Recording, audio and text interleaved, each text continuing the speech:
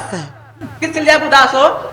बहन, मैं इसलिए उदास हूँ किस लिए? कि जब से मेरे जीजाजी गए हैं तब से कभी लौट के नहीं आए हैं, इसलिए मैं उदास बैठी हूँ। अरे दीदी, आप जीजा की इंतजार में बैठी उदास?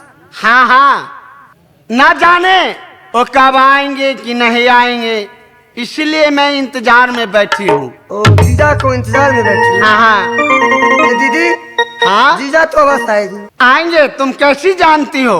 मुझे तो विश्वास नहीं है कि वो आएंगे कि नहीं आएंगे। बाहर से बाहर जीजा जी, यही है ससुरारी, दीदिया यही देवारी, लिख दिया धरवा कौन गारी, दीदिया यही देवारी, लिख दिया धरवा कौन गारी, दीदिया यही देवारी।